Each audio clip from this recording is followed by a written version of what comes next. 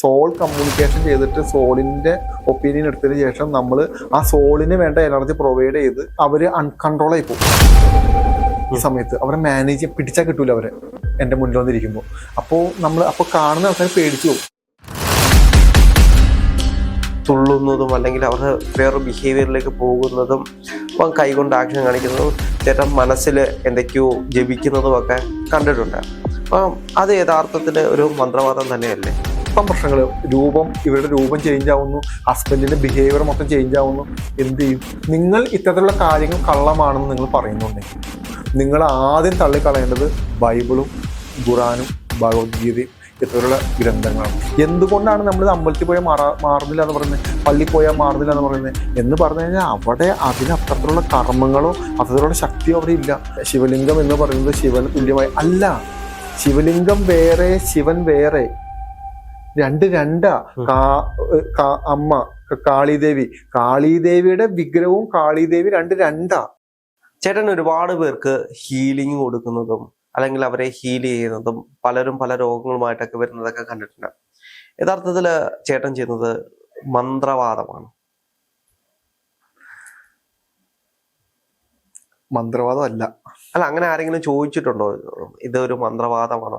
അപ്പം ഞാൻ തന്നെ കണ്ടിട്ടുണ്ട് ചേട്ടൻ ഇപ്പോൾ ഒരാളെ ഹീൽ ചെയ്യുകയാണെങ്കിൽ കൈകൊണ്ട് പല ആക്ഷൻ കാണിക്കുകയും അവര് ചില സമയങ്ങളിൽ അവർ ഭയങ്കരമായിട്ട് തുള്ളുന്നതും അല്ലെങ്കിൽ അവരുടെ വേറൊരു ബിഹേവിയറിലേക്ക് പോകുന്നതും അപ്പം കൈകൊണ്ട് ആക്ഷൻ കാണിക്കുന്നതും ചേട്ടൻ മനസ്സിൽ എന്തൊക്കെയോ ജപിക്കുന്നതും ഒക്കെ കണ്ടിട്ടുണ്ട്.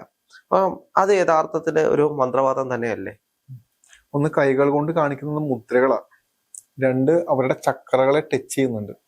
അവരുടെ ഓരോ ചക്രകൾക്കും കൃത്യമായ എനർജീസ് പാസ് ചെയ്യും. അവരുടെ ചക്രകളിൽ അടങ്ങിയിരിക്കുന്ന നെഗറ്റീവായ എനർജീനെ റിലീസ് ചെയ്യുന്ന സമയത്ത് ഇവർ ഇത്തരത്തിലുള്ള ബിഹേവിയർ കാണിക്കും. അതായത് ഭയങ്കര പെയിൻ ആയിരിക്കും ഇവർക്ക്, ഭയങ്കര ബാക്ക് പെയിനോ ഇവർക്ക് ശാരീരികമായിട്ട് ബുദ്ധിമുട്ടുള്ള വിറയിലോ തുള്ളുകളൊക്കെ ഇവർക്ക് സംഭവിക്കും. അത് അതുകൊണ്ട് സംഭവിക്കുന്ന. രണ്ടാമത്തെ കാര്യം എന്ന് പറഞ്ഞു കഴിഞ്ഞാൽ നമ്മൾ ഉപയോഗിക്കുന്ന, അതായത് ഞാൻ പറയുന്ന ഞാൻ മന്ത്രം പഠിക്കാത്ത ഒരാളാണ്. ബേസിക്കലി ഞാൻ അറിയാലോ, ഞാൻ വേറൊരു ഇതിൽ നിന്നും വന്ന ഒരാളാണ്. എനിക്ക് മന്ത്രങ്ങള് അങ്ങനെ എനിക്കറിയില്ല. അതിനെപ്പറ്റി എനിക്ക് പ്രത്യേകിച്ച് പറയാനോ വായിക്കാനോ എനിക്കറിയില്ല. ഞാൻ ഉപയോഗിക്കാറില്ല. ആകെ ഉപയോഗിക്കുന്ന മന്ത്രം എന്ന് പറയുന്നത് എനിക്ക് മെഡിറ്റേഷൻ സമയത്ത് എനിക്ക് കിട്ടിയ ഒരു മന്ത്രം മാത്രം ഞാൻ ഉപയോഗിക്കുന്നുള്ളൂ. മെഡിറ്റേഷൻ സ്റ്റേറ്റിൽ എനിക്ക് കിട്ടിയ ഒരു ബ്ലെസ്സിങ് എന്ന് പോലെ എനിക്ക് ഓം നമഃ ശിവായയുടെ ഒരു ഫ്രീക്വൻസി എനിക്ക് കിട്ടി. ആ ഫ്രീക്വൻസി മാത്രം ഞാൻ ഉപയോഗിക്കുന്നുള്ളൂ. എനിക്ക് അറിയാതെ കിട്ടിയ ഒരു സാധനമാണത്. അതല്ലാതെ വേറെ ഒന്നും ഉപയോഗിക്കുന്നില്ല. അപ്പൊ ഞാൻ പറഞ്ഞു എന്താന്ന് പറഞ്ഞു കഴിഞ്ഞാൽ, പിന്നെ അടുത്ത കാര്യം എന്താന്ന് പറഞ്ഞാൽ ഇവരുടെ സോളുകളുമായിട്ട് കമ്മ്യൂണിക്കേറ്റ് ചെയ്യുന്നുണ്ട്. അതിപ്പോ എന്റെ അടുത്തോട്ട് ഇപ്പൊ രാഹുൽ വരാണ് ഒരു ട്രീറ്റ്മെന്റിന് വേണ്ടിയിട്ട് അല്ലെങ്കിൽ എന്തെങ്കിലും കാര്യത്തിന് വേണ്ടി എന്റെ അടുത്തോട്ട് വരുമ്പോൾ രാഹുൽ പറയുന്നത് അല്ല ഞാൻ വിശ്വസിക്കുന്നത്. അത് ഞാൻ കേൾക്കുകയോ വിശ്വസിക്കുകയോ ചെയ്യില്ല. രാഹുലിന്റെ ഉള്ളിലുള്ള സോളുമായിട്ട് ഞാൻ കമ്മ്യൂണിക്കേറ്റ് ചെയ്യുന്നുണ്ട്. അത് രാഹുൽ എന്നോട് സംസാരിക്കുമ്പോൾ തന്നെ ഞാൻ സോളിനോട് എല്ലാം കമ്മ്യൂണിക്കേറ്റ് ചെയ്യുന്നുണ്ട്. എനിക്ക് സോൾ കൃത്യമായ ഇൻഫർമേഷൻ തരുന്നുണ്ട്, ഞാൻ തിരിച്ച് പറയുന്നുണ്ട്. അപ്പൊ എനിക്ക് കൃത്യമായ അളവ് കിട്ടും. എന്താണ് ഇഷ്യൂ, എവിടെയാണ് ഇഷ്യൂ, എന്തിനാണ് ഇഷ്യൂ ആയി കിടക്കുന്നത്, അത് എന്ത് ഇഷ്യൂ ആണ്, മാനസികമാണോ, അതിന് എനർജി ബേസ്ഡുള്ള ഇഷ്യൂ ആണോ, അത് മറ്റേ പൊസഷൻ കേസുകളാണോ, എന്താണ്. ഇനി ചില കാര്യങ്ങൾ അവർക്ക് ഒരു ഇഷ്യൂ ഉണ്ടാവില്ല. ഇപ്പൊ രാഹുൽ ഒരു പ്രശ്നമായിട്ട് എന്റെ അടുത്ത് വന്നു നിന്നിട്ട് 1000 പ്രശ്നങ്ങളെ പറ്റി പറയാം. ആക്ച്വലി രാഹുലിന് ഒരു പ്രശ്നമില്ല. രാഹുലിന് പ്രശ്നം വന്നത് എന്താന്ന് പറഞ്ഞാൽ രാഹുലിനോട് മറ്റുള്ളവർ ഇപ്പൊ പറഞ്ഞേക്കാം രാഹുലിന് പ്രശ്നമുണ്ട്, ഇവിടെ നിനക്ക് എന്തോ ബുദ്ധിമുട്ടുണ്ട്, ഇവിടെ നിനക്ക് എന്തോ പ്രശ്നമുണ്ട് കേട്ടോ. അല്ലെങ്കിൽ രാഹുൽ തെറ്റായ ഒരാളുടെ അടുത്ത് കാണാൻ വേണ്ടി പോകുമ്പോൾ ആ വ്യക്തി പറഞ്ഞ് ബോധിപ്പിക്കും. സാമ്പത്തിക ലാഭത്തിന് വേണ്ടിയിട്ടായിരിക്കാം, മറ്റേതെങ്കിലും കാര്യത്തിന് വേണ്ടിയിട്ടായിരിക്കാം രാഹുലിന് ഇഷ്യൂ ഉണ്ടെന്ന്. അപ്പൊ ഇങ്ങനെ കുറെ കൺഫ്യൂഷൻ സ്റ്റേജിൽ നിൽക്കുന്ന ആളുകളും വരും. അപ്പൊ നമ്മളിതിനെ എങ്ങനെ മനസ്സിലാക്കും? ഒരാൾക്ക് ഇഷ്യൂ ഉണ്ടോ, ഒരാൾക്ക് ഇഷ്യൂ ഉണ്ടോ ഇല്ലയോ എന്ന് എങ്ങനെ മനസ്സിലാക്കും? ഇതൊരു എന്നെ സംബന്ധിച്ചിട്ട് ഭയങ്കര ചലഞ്ചിങ് ആയ ഒരു പോയിന്റാണ്. അതാണ് ആകെ ചലഞ്ചിങ് ആയ ഒരു പോയിന്റ്. അല്ല, ഈ ഒരു ഫീൽഡിൽ നിൽക്കുമ്പോൾ ഏറ്റവും ചലഞ്ചിങ് ആയിട്ട് മറ്റൊരു കാര്യം എന്ന് വെച്ച് കഴിഞ്ഞാല് പൊതുവെ കേരളത്തിലാണെങ്കിലും മലയാളികൾ ഈ മന്ത്രവാദത്തെയോ അങ്ങനെയുള്ള കാര്യങ്ങൾ അക്സെപ്റ്റ് ചെയ്യുന്ന ആളുകളല്ല. അപ്പം ഇത്തരത്തിലുള്ള ഡിസ്റ്റന്റ് ഹീലിംഗ്, റേക്ക് എന്ത് തന്നെയാണെങ്കിലും ഇതിനെല്ലാം ഒരു പുച്ഛത്തോടെയാണ് ഇന്നും മലയാളികൾ കാണുന്നത്. അപ്പൊ അതൊരു ചലഞ്ചിങ് ആയിരിക്കത്തില്ലേ? പ്രാൺ ഹീലിംഗ് ആയിട്ടോ ഈ പറയുന്ന മെസ്മറിസമായിട്ടോ റൈക്കായിട്ടോ ഒന്നും എനിക്ക് യാതൊരു ബന്ധമില്ല. നമ്മൾ ചെയ്യുന്ന പ്രോസസ്സ് അതല്ല. അതിന്റെ എനർജി എൻ്റെ ഡിഫറെന്റ് ആണ്. നമ്മൾ ചെയ്യുന്ന പ്രോസസ്സ് മറ്റൊരു പ്രോസസ്സാണ്. അതായത് സോൾ കമ്മ്യൂണിക്കേഷൻ ചെയ്തിട്ട് സോളിന്റെ ഒപ്പീനിയൻ എടുത്തതിന് ശേഷം നമ്മൾ ആ സോളിന് വേണ്ട എനർജി പ്രൊവൈഡ് ചെയ്ത് ആ സോളിനെ കൊണ്ട് ആ സോളിന്റെ ഓണർ ആയിട്ട് ബോഡി ഏതാണോ ആ ബോഡീനെ ട്രീറ്റ് ചെയ്യുന്ന ഒരു മെത്തേഡാണ് ഞാൻ പൊതുവെ യൂസ് ചെയ്യുന്നത്.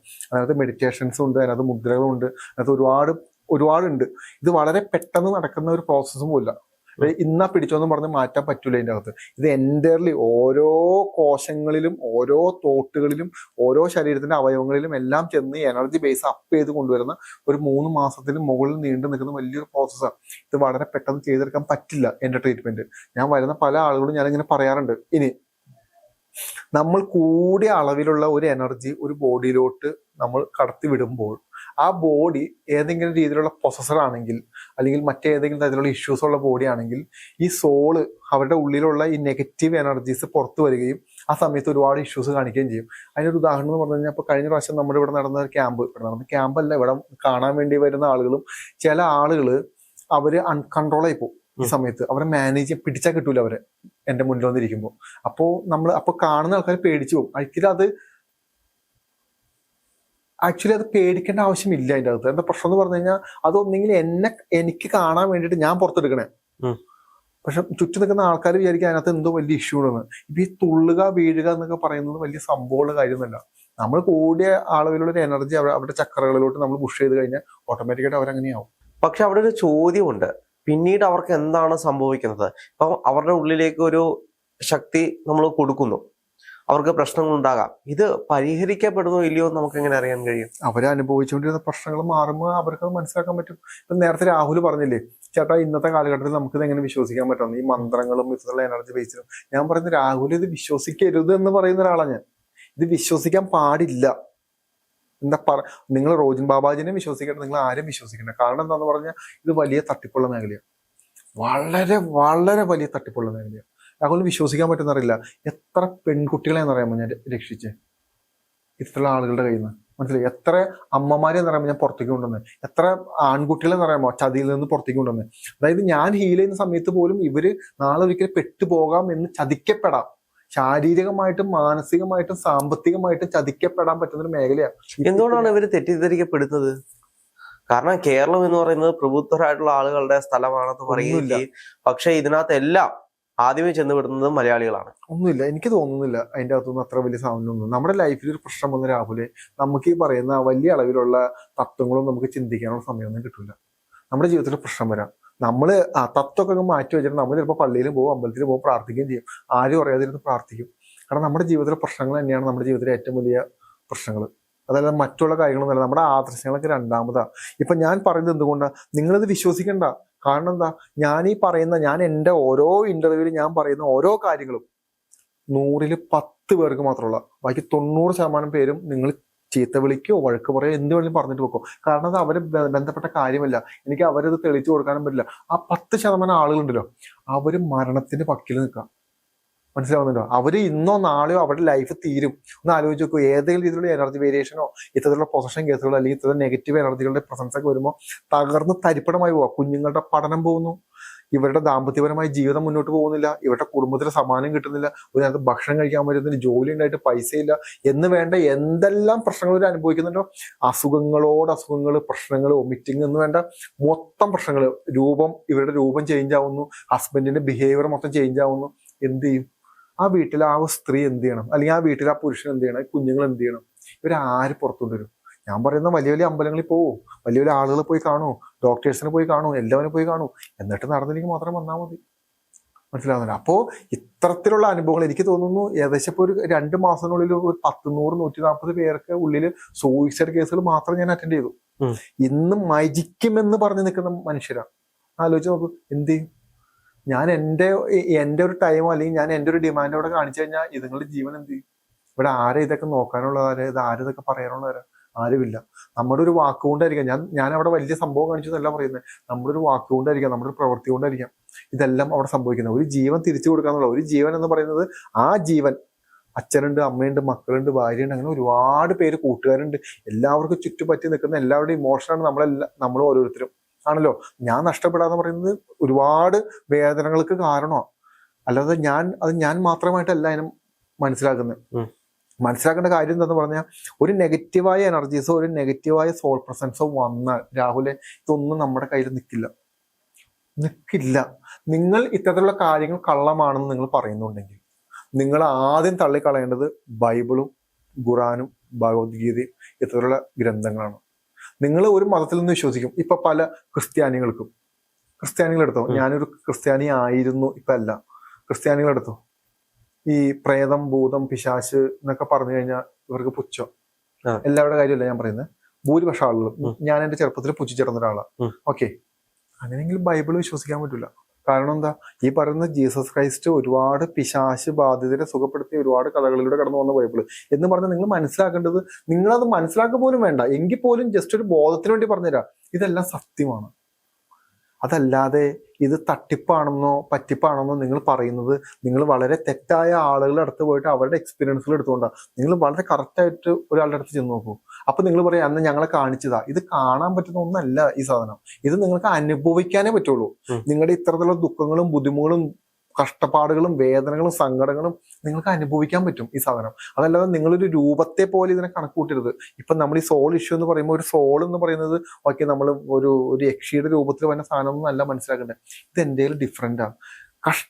ഇത് അനുഭവങ്ങളിലൂടെ കടന്നു പോകുന്ന മനുഷ്യർക്ക് മാത്രമേ ഞാൻ വീണ്ടും പറയാം, ഇത് അനുഭവങ്ങളിലൂടെ കടന്നു പോകുന്ന മനുഷ്യർക്ക് മാത്രമേ മനസ്സിലാവുള്ളൂ. അത്രയും പേര് ദുരിതമായിട്ട് അനുഭവിക്കുന്നുണ്ട്. എന്തുകൊണ്ടാണ് നമ്മൾ അമ്പലത്തിൽ പോയാൽ മാറുന്നില്ല എന്ന് പറയുന്നത്, പള്ളി പോയാൽ മാറുന്നില്ല എന്ന് പറയുന്നത് എന്ന് പറഞ്ഞു കഴിഞ്ഞാൽ അവിടെ അതിന് അത്തരത്തിലുള്ള കർമ്മങ്ങളോ അത്തരത്തിലുള്ള ശക്തിയോ അവിടെ ഇല്ല.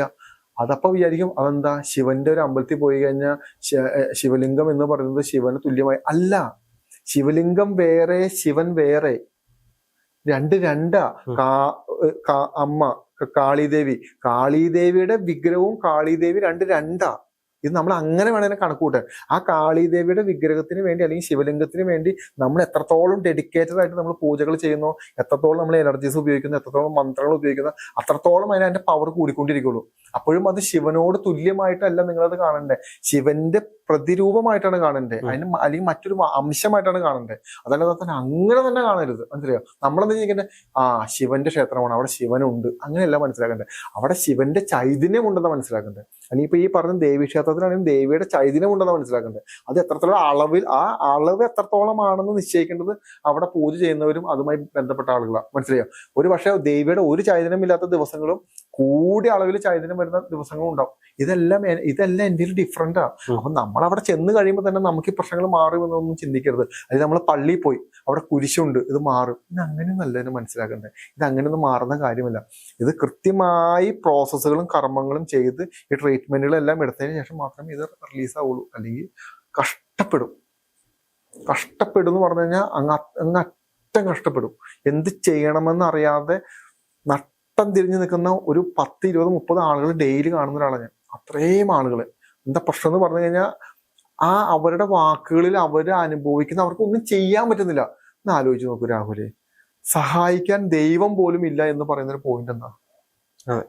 ഭയങ്കര അവസ്ഥ ആ പോയിന്റ് എന്ന് പറയുന്നത്. സഹായിക്കാൻ ദൈവം പോലും ഇല്ല എന്നുള്ളത്.